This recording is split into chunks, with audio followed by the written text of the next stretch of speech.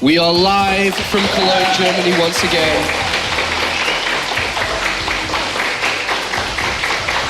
The beautiful city of Cologne to continue the World Championship Series. Welcome, this is the Premier League. Joining me on the desk once again, we have Sam, also known as Bling, and Johan, also known as Todd. We, together, are the Blues Brothers, bringing you the World Championship Series tonight. We had a great day yesterday. Welcome back for day number 2. Sam, feeling more comfortable into the zone today? Feeling more comfortable. Had a nice meal last night. Made me relax a little bit.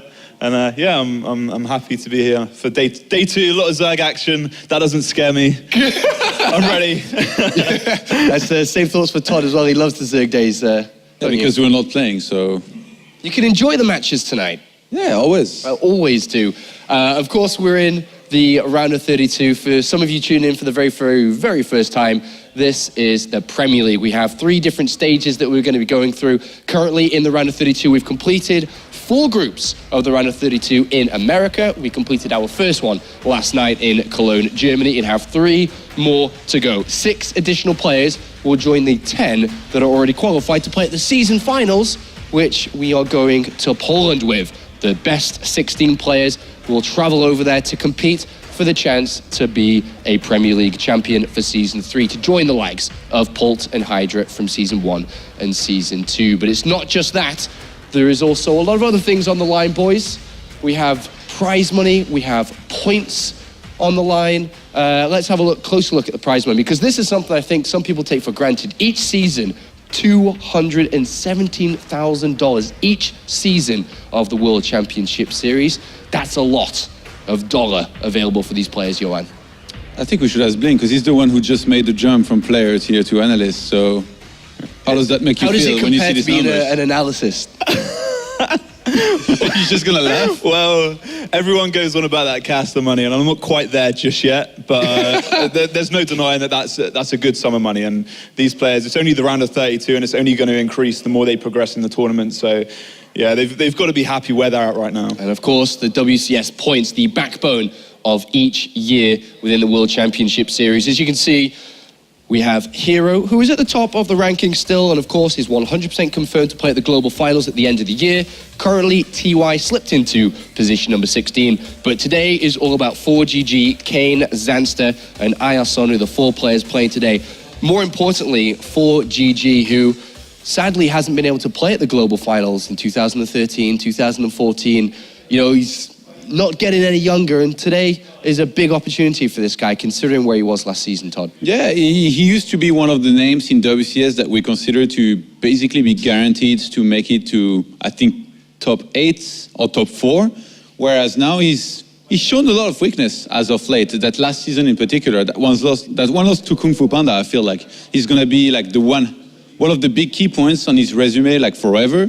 And he needs to, I guess, recover from this with some good big wins, but is he playing that much better? I guess we're going to find out. Yeah, today's a very important day for him to try and get that big win. He needs it today. Let's take a look at the groups that are remaining in the round of 32. Only 3 groups left this season for the round of 32. We've completed 5, as you can see already, having a big, variety of players going through from all over the world, lots of different races coming through.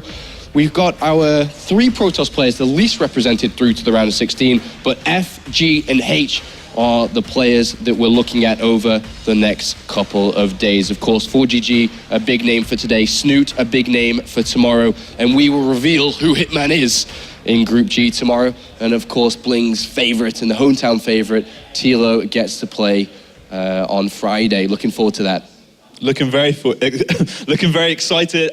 I am excited, and I'm looking forward to it as well. And I feel like I'm becoming friends with the German crowd, especially after yesterday and my prediction with Gung Fu.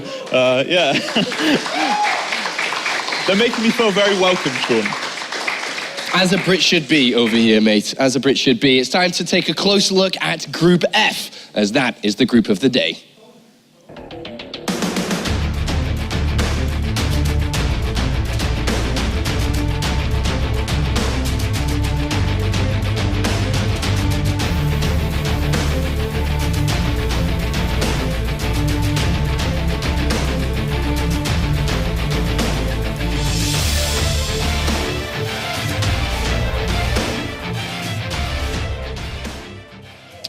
Group F is the truly international group that we have here.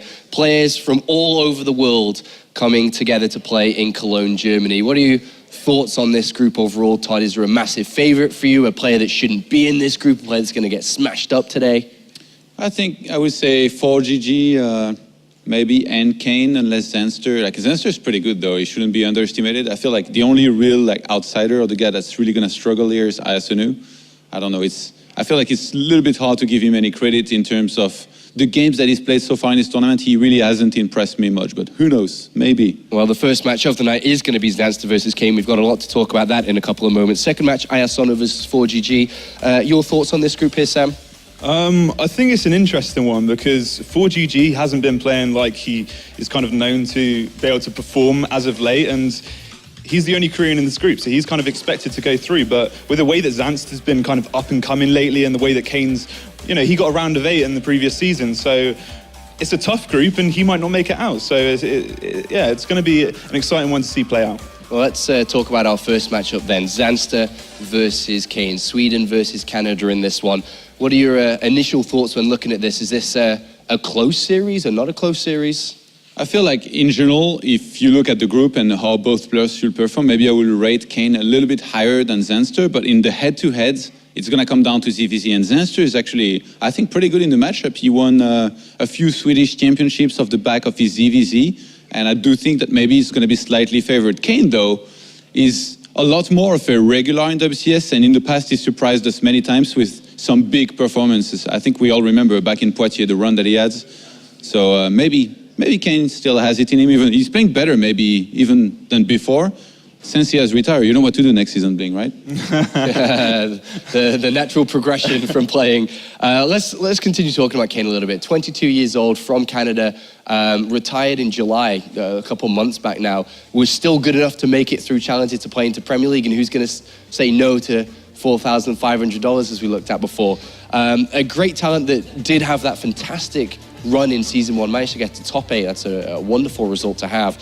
And then, of course, not quite as good in season 2, around a 32 finish, but he's back again, Sam. Yeah, Kane's a funny one because in 2014, he was a consistent challenger player. He wasn't quite making the breakthrough performances like he did in 2015. And in 2015, when he did move over to Europe and start practicing on the European ladder, maybe where it's a bit better, the practice environment's a little bit better for him, he started posting those results, and suddenly he's just retired when he started getting those results. Yeah. I feel like it's kind of a waste of a talent, in my opinion. I feel like he could definitely progress a lot further, so I definitely feel like he can still make it out of this group, but he hasn't really been practicing too much, so we're going to have to see how it plays out. He did beat Huck in Challenger, another fellow retired player / commentator, so not too bad.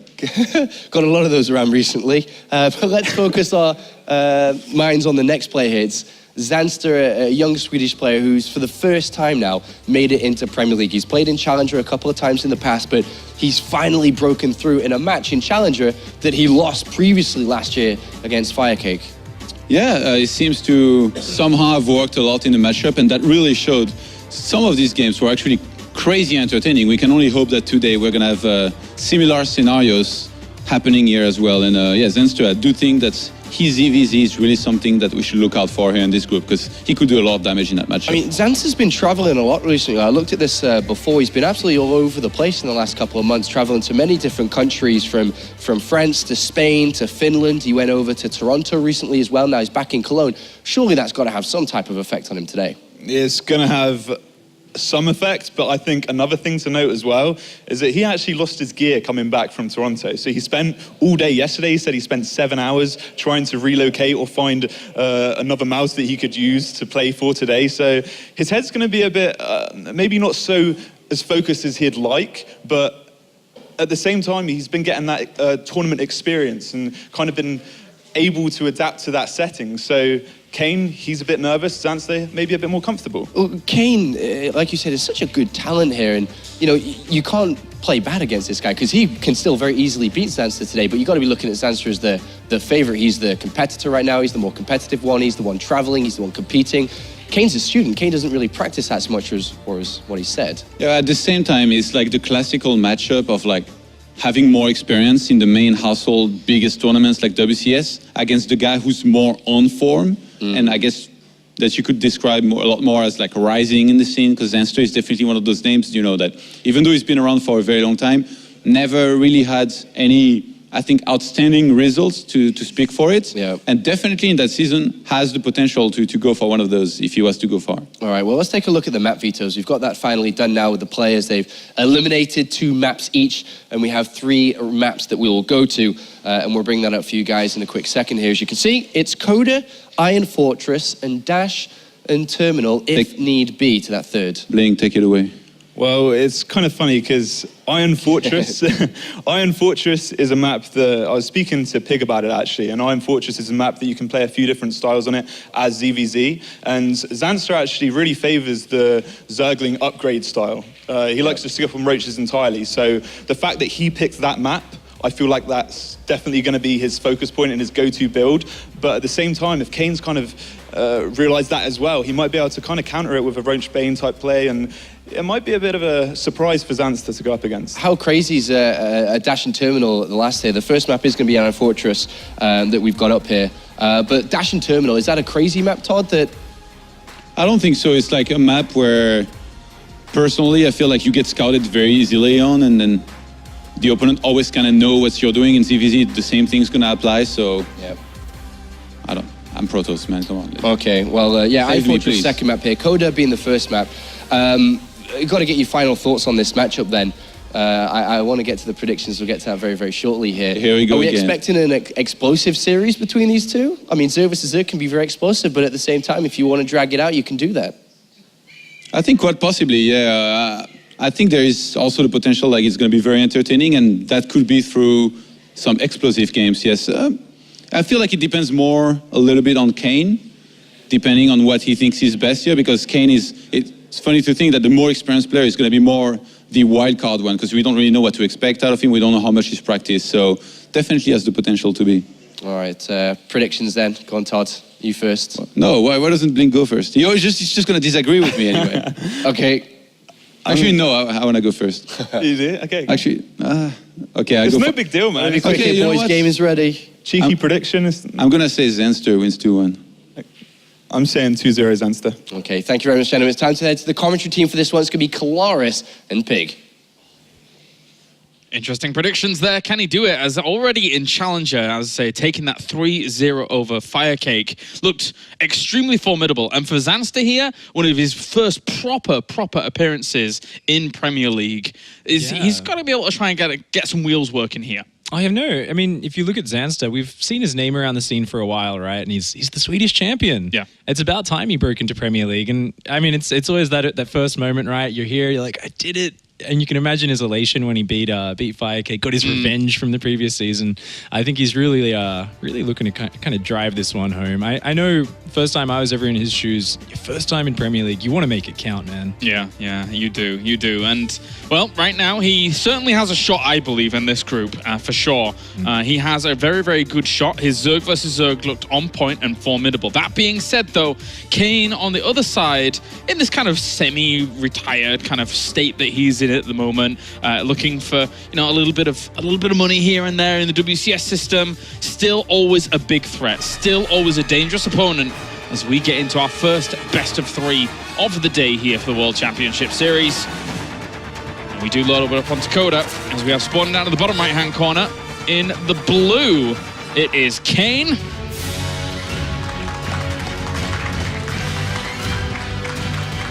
See how he can perform today. See if he can move on, as we do have spawning up to the top left in the corner here. Red Zerg representing Team Property, it is Zanster.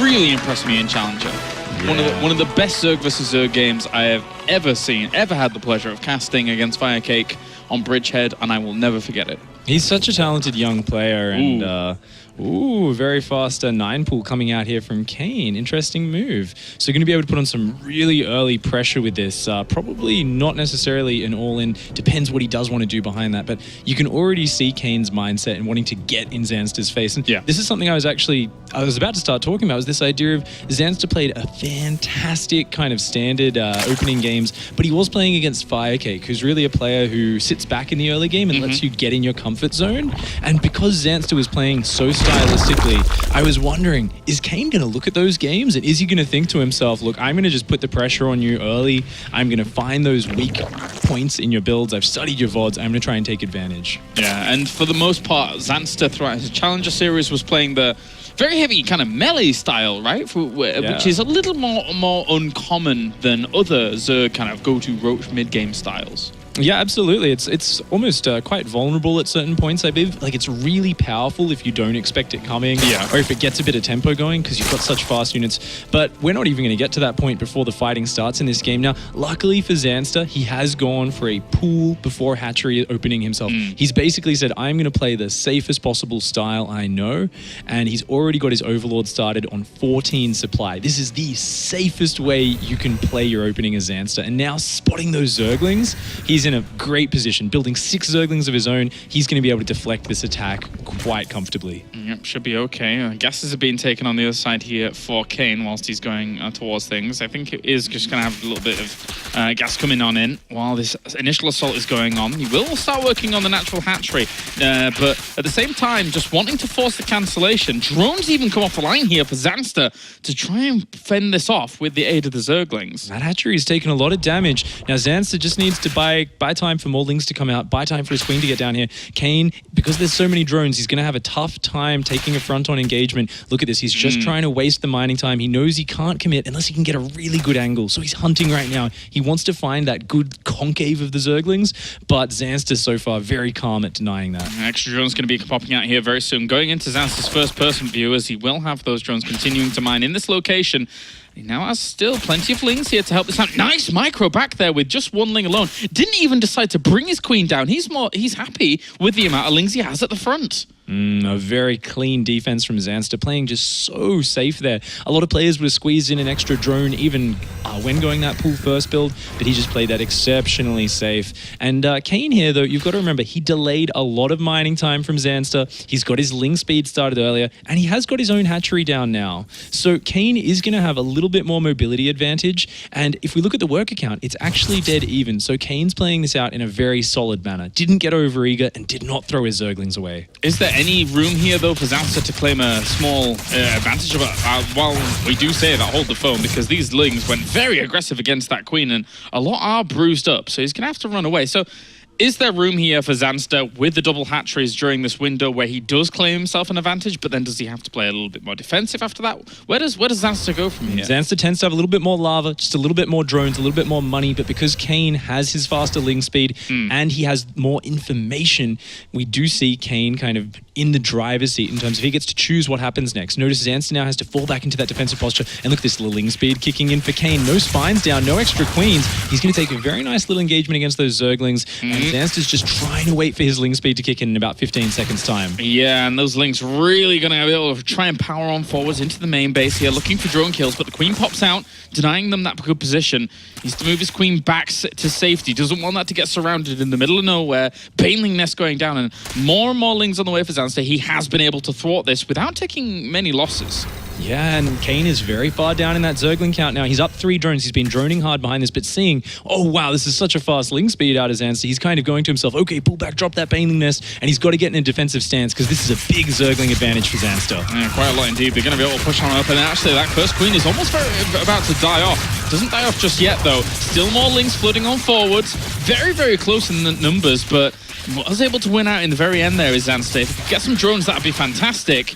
Forcing that natural to be evacuated. The Zerglings flooding in only a few at a time, and it looks like Zanster's actually getting some surrounds on these units. A Queen goes down. It looks like he has the surround on the other Queen. He's going to pick that off. Kane needs more Zerglings out, and he needs them out right now. He's lost both Queens. Yeah, those being killed off means that the lava's going to be limited. Not as easy to get access to the Zerglings. He did see the Baneling nest towards the back. He's thrown his own down. While this has been going on, has Zanster. So technically, he can fall back and have a pretty decent advantage from here. The one thing that Kane didn't pick up in the information early was when that gas went down, because he just stayed at the natural, he kind of assumed, I think, that Zanster's Ling speed would be further delayed. Looked like it caught him just a little bit by surprise, and he didn't quite have the Ling numbers. Now, Kane, he realizing the situation he's in, he's on non-stop Zergling production, he's morphing a lot of Banelings here. Kane wants to go in and get some big damage done. He wants to equalize, he wants to kill some drones here. Yeah, but already the defensive Banelings have morphed in here for Zanster. right on the ramp as well. This one morphing in will be a 2-for-2 trade. Another one moves forwards. The Queens are going to be able to clean up the rest of the wounded ones. That was a brilliant little trade there for Zanster in the end. Like 3 Banelings for 5. 2 more are going to morph in. They are kind of pinned up against this. Let's be very careful. Oh, Kane getting a good surround there, catching a lot of the Zerglings with that Baneling hit. Oh, very nice pullback. His Baneling slips through the crack and just blows up all of Zanster's. And Kane diving into the base. Yeah. Kane is getting a bit YOLO here. He wants to go in and do some damage, but he might get trapped inside this base. It was one of his best opportunities with the lack of Zerglings, or even the Banelings didn't have the mobility to really be able to catch up to it, but he's going to be able to sandwich him in and clean up a lot of those Zerglings. Kane still looking for drone kills, but I don't think there's any to be found here anymore. Looks like Kane's realized he can't get any more damage done. He started rebuilding his Queens back at home. His second one still hasn't popped, and he is morphing 4 Banelings, putting down his spine. He's looking like he just wants to drone up in the economy game and play defensive. But because Zanster has all these Zerglings he's built for defense, he's got a really big counter pressure, and all of the effort is on Kane here. He needs to hang on with much less numbers and behind this catch-up. Splits up some of those Zerglings towards the front. I think that was like 2 Zerglings for 1 Baneling there as the first trade. He needs to buy time with these Banelings because obviously Zanster with all of these units putting on a lot of threat, and Kane really didn't have much lava to work with up until these Queens have just popped. So Banelings are going to trickle through. He will go for the trade. And this is not even a huge investment from Zanster. He's just trying to take good trades here, and he does. He's forced so many Banelings out. He's forced all of Kane's gas into Banelings defensively. And look at behind this. We do see a lair finishing up very soon for Zanster. We see him banking gas, ready to drop down a fast Spire. And he's just in a very nice position. Up 8 drones. Even a Zergling getting up into around the back of Kane's natural. Sees, hey, Kane's taking extra gases. He doesn't even have that many drones. He can be kind of comfortable here thinking, looks like Kane just isn't going to be able to attack him. He's just going to try and catch up. And the few times we saw Zanster actually go for Mutalisks in the past, I felt like they've usually been, I just want to force out Spore Crawlers, I just want to force you to play the defensive game and then transition on. And he does even see the layer morphing in and the extent to which it's morphed in up towards the top. So surely Zanster's in a great spot at the moment. Oh, he's got to feel so happy when you're like ahead 30 seconds with a Spire. You feel great. In this case, he's going to be ahead about 50 or more seconds. He's going to be so far ahead. Kane actually seeing that Spire, he's got to feel his heart sink a little bit, knowing he's going to be so far behind in those Mutalisks popping. He doesn't have a third base down. Kane needs to play the next few minutes pristinely. He somehow needs to buy time with Zerglings, take some really good trades, and find a way to put pressure back on Zanster. And wow, look at that production tab. We actually see an infestation pit. Kane knows he can't catch up with the Spire tech. He's just going to go 2 base infestors by the look of things. That's a very, very early infestation pit for this kind of stage of the game. And, well, considering what he's going to have to do, going to have fungals landing on these Mutalisks. Even sometimes it just doesn't work. Sometimes it just doesn't work. You just miss those fungals, and then what are you supposed to do? But this pressure here from Zanster, trying to force extra gas being spent here for Kane, surely this is doing wonders right now. Oh, look at that. Just goes right into the main base. The Banelings can't catch up. There's no Zerglings out for Kane,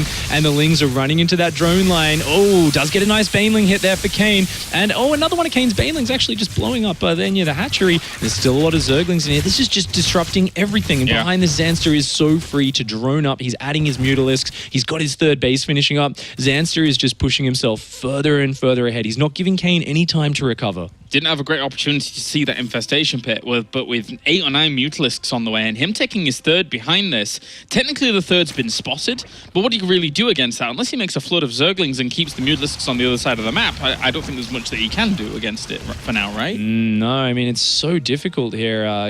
Kane he's getting melee upgrades, so it looks like he does want to head down that, just infestors, queens, Zerglings, and probably heading for Ultras or Broodlords at some point far down the track. But right now his problem is getting a third base and just defending these Mutas. A single Spore in the main, like, this is not a lot of defense. He's really banking on these infestors, but they're not out yet. And with no burrow finished yet, I mean, if these Mutalisks are on top of those infestors when they pop out, things could turn sour very quickly. Yeah, the burrow is one of the linchpins, actually. The Lings are going to run up into the main again here, whilst the Mutalisks try and buy some time towards the front. Sees the infestors now, and he's got to be a little bit worrisome about that. But with the burrow on the way, if infestors can kind of take these by surprise, that would be fantastic. Don't think they're even going to get an opportunity, though. He's already on this mineral line. That one Spore Crawler isn't doing much. It's up to the Queens, but he's going to turn around and take the fight with those. Fungal's going to go down on them, and at the same time, some Mutalisks are on top of those infestors anyway. Oh, look at this. Zanster knows he's got so much money to play with. He can afford to trade out here, and he catches the Infestors when they don't have enough anti-air support. Just a couple of Queens kills all of the Infestors, only loses a few Middlisks, and he's got a 60 drone economy behind this. He's got 3 bases mining. Zanster's at that point where he knows he's ahead, and he's going to exert that pressure. He's just going to keep on pushing it in Kane's face and say, I'm not going to give you time to catch up with some sneaky Infestor play, with some Ling run buys. I am just going to keep on pushing in here and taking advantage of every hole in your defenses. And, you know, what we saw from Zanster in Challenger could have potentially, that's a good fungal actually, to be able to lock these down, so getting a few extra kills himself here. But what we saw from him in Challenger was that heavy melee style could have come back to bite him if he was to use that over and over and over. I think you were talking about it before we even came on broadcast. But here, it's not the same style. It's him just kind of playing to what he sees at the moment and playing it well. Exactly. Having that flexibility is so important when you're competing at this level, and being able to just so smoothly defend that early pool going into the Mutalisks is going to be great. But, ooh, Kane coming in with a really nice Ling run by here, taking advantage of the immobility of those Roaches. They don't have their Roach speed yet. Kane trying to get some damage on the backside. He really needs to make something happen. Burrowing some Shark Festers across the map as well. But a few of these Lings going down, not getting that much done. Kane's in a very desperate position right now. These Infestors, they need to like get 40 drones down with chain fungals or something. They need to do something massive. And even then, how do you hang on against this ball of Roaches moving across? I don't know. He's going to be at like 30 or 40 Roaches by the time anything is even on the other side. This is a ridiculous amount of units. Kane's trying to get melee upgrades at this moment, and these Spines are going to try and hold on against that many Roaches. I think it's a very tall order. Oh, actually very nice timing with the Spines finishing up just barely in time. Dropping Infested Terrans in the natural at the same time. Hasn't managed to drop them in the main. A lot of these Roaches are starting to go down. Can Kane hang on though as more and more Roaches flood in? The Infested Terrans are going to be cleaned up at one location. Main base not so much, but at the same time, these Spines can only do so much against that many Roaches. Another Spine Crawler is going to get focused down. The drones got pulled off the line here as well for Kane. He is down 100 or so supply at the moment, and that's going to be all she wrote. It's very, very difficult to recover from this kind of spot with these Roaches on your doorstep. Really nice attempt to come back here from Kane, but it looks like his first game here in the round of 32 is going to be slipping away. Zanster just so comfortable, so calm, and not really giving away any edges. Just looked so confident in his playstyle throughout this, and he's just going to push in here, being so decisive. It's really, really confidence boosting. When you play a game like this, it's your first game of the day, and everything just seems to go right. You don't really show any weakness. Zanster's got to be in a really good mindset as he forces Kane out of that game. There you go. GG for game 1. Zanster takes it after strong mastery of the matchup, to be honest with you. Being able to react to how Kane was playing in that game out and just being able to lock down his defenses and then transition from there. I can't really fault anything that Zanster really did in that game, to be honest. I can't either. I mean, you can see it in his face as well. You can see that sort of confidence. He just looked very calm and happy. Kane, on the other hand, I mean, you got to remember, Kane has a lot more stage experience than Zanster.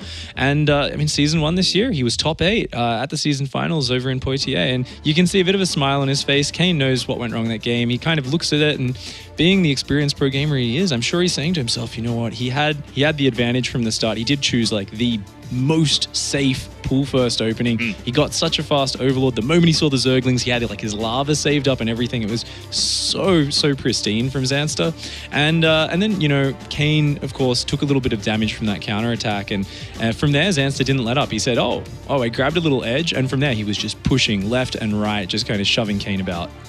Well, that is it for game number 1. We are going to go to a short break. And when we are back, it will be Zanster versus Kane here for the World Championship Series.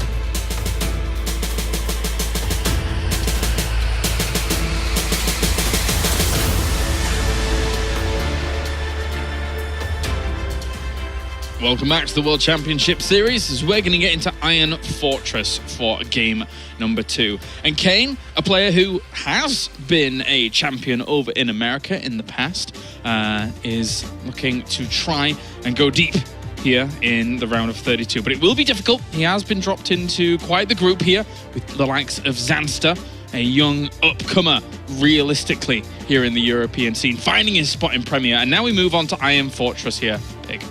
Yeah, it's such an interesting matchup between these two players. Or here in Iron Fortress, you can see the third base locations are just so far spread out. And as, of course, you were saying before, and Bling was, of course, on the analysis desk, going to really play to Zanster's strengths this map. I think there's a very high likelihood of seeing those upgraded Zerglings. All right, let's get into it. Game number 2, spawning up to the top left, we have our blue Zerg. Representing Canada, it is Kane.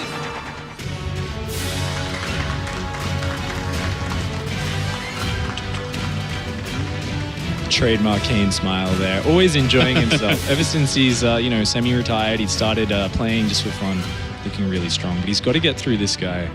Yep, up to the top right-hand corner, we have our red Zerg. Representing team property, it is Zanster. High hopes for the kid today.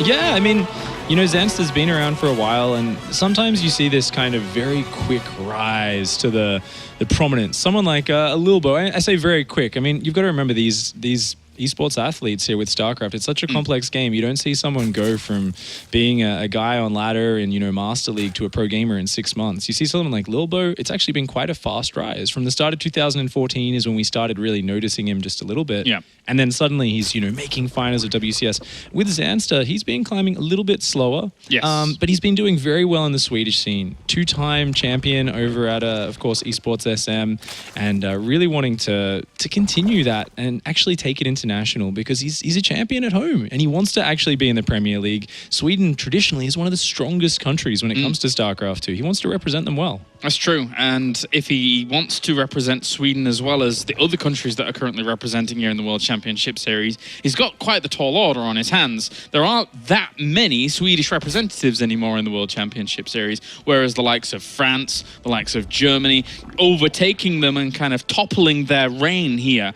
So Zanster, he's kind of that fresh upcomer who really could put Sweden on the map eventually, especially if he lives up to some of the games that we've seen of him recently, because they have been very good. Absolutely. And interestingly, here on Iron Fortress, we are going to see Zanster get the lucky first scout, and his Overlord, as it comes in, it's actually going to reveal that Kane has done a 14 gas, 14 pool build. What that means is it's a really fast Zergling speed, doesn't even have an expansion down yet, and Zanster's going to see those Zerglings pop. Now, luckily for Kane, he wasn't choosing to do any sort of all-in with it. I mean, that would just be foiled by Zanster spotting it, but he is actually planning to take an expansion and just do a bunch of Zergling pressure. But it's still very unfortunate for Kane, because now Zanster sees, hey, there's no gas mining, you're not going all in with this, so he can get like a minimum level of defense and then just drone as much as he wants. All right, well, let's see how this is going to be set up. Kane has finally spotted this hatchery over to the right-hand side, so at least his lings are going to get over there nice and fast as they'll start working away on this hatchery. But Zanster already has a few lings in production. Kane, realizing that he's not going to get much done with that, will just back off for now, with the Queen also moving up quite far forwards, wanting to make sure that these aren't going to get anything done. Kane just wants to make sure that Zanster's not being super greedy and not even building Zerglings there. Yeah. They're poking into the main. But Zanster actually going to trap some of Kane's lings, getting a lot of damage done to them. One of Kane's lings already goes down, and Kane's lings are so valuable. You have to keep in mind, he doesn't have as much lava behind this. He doesn't have as much economy. His natural's still not finished. And every Zergling's so valuable. And Zanster making a lot of Zerglings, more than I was really expecting here to try and fend this off, with tons more in production. 14 or so were there. Did he cancel some of those? Oh, so many Zerglings. I don't think he did. I'm not 100% sure, but that is a lot of Zerglings out. Kane spotted it now. Kane's building a spine at home. He's building more speedlings, so he should have that information in time to be ready for this. Kane is actually up 4 drones right now off a less lava, less economy opening. So Zanster here has a huge Zergling lead. 20 more lings are in production. He's going up to 45 Zerglings versus just the 23 of Kane. And this is going to be really insane to hold. Kane needs to to have good queen positioning. He's coming off his ramp with those queens. They're going to have a lot of surface area. This is really dangerous for Kane. He's going to be able to just fend them off for now, thanks to the Zerglings kind of pulling back slightly there to try and push them away, but still a lot of Zerglings going to flood on forwards. It looks like Xanster is confident with this kind of number that he has here to try and battle on against this, and he actually ripped apart a lot of those Zerglings. He still has 30 left. That's going to be GG. Whoa! Blisterer of a game, and Xanster is able to take it 2-0. It was as clean cut as that, Pig. Such a decisive counterattack from Xanster, realizing the build order he was up against and already having quite a fast gas himself. He said, you know what, not only is this going to keep me safe from your aggression, but I am just going to counterattack hard, because he knows Kane has a real bare bones framework there. Xanster, instinctively, he felt it. He just said to himself, you know what, you're going to try to be greedy behind this. You're not going to drop a Baneling nest straight away. I'm going to follow this up with that big counterattack. And you could see Kane's positioning, his numbers, they just weren't quite perfect, and he really needed the perfect defense to hang on against those numbers. Yeah, that was very, very decisive there for Xanster. So he now moves on to the winner's match, where he'll be waiting for Ayasonu or, of course, 4GG.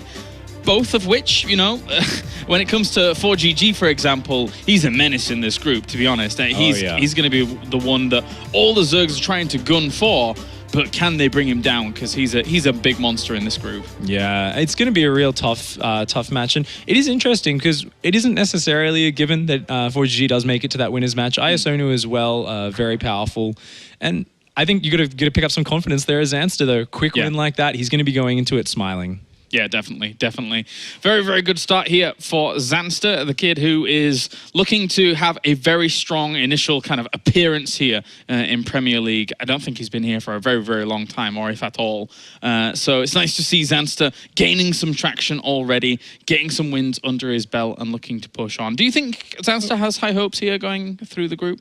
I think he definitely does. And I'd like to hear some more from the boys in the analysis desk, actually. So, Sean, take it away. Thank you very much, Pig. Welcome back to the analysis desk. A very swift 2-0 and a fantastic debut here for Xanster in the Premier League. 2-0 instantly, and it was over before he could even start to think about what could happen in this matchup. That last map, though, Kane, really unfortunate the way the scouting works on a 4-player map like that, and he chose a build that was risky, gambled, and that's the price of StarCraft sometimes, Sam. And he was definitely vocal about it, as we could hear in the audience. I don't know if people at home heard it, but... I don't think they did. I don't think that got picked up. But we definitely did in the audience. Well, the F word. He wasn't happy. Yeah, he wasn't happy. As soon as the overlords crossed paths and he was spotted, he cursed. I mean, he got a bit unfortunate in both maps, really, though, to be honest. In the first map, he was kind of hoping that Xanster was going to go for that hatch first, which he didn't. And then in the second map, obviously, getting a bit unfortunate with the scouting path. So...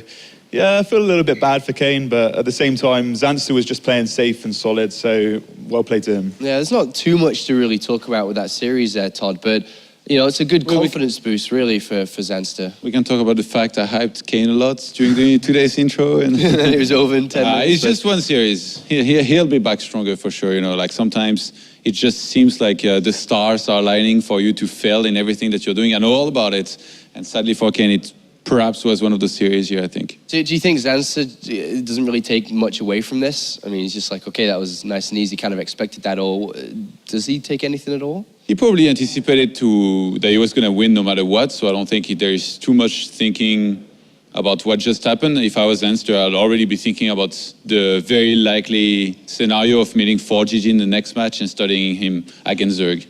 Okay, well, thank you very much, gentlemen. We're going to head to a very quick break, but when we return, it's time for Korea versus China. Ayasonu takes on 4GG.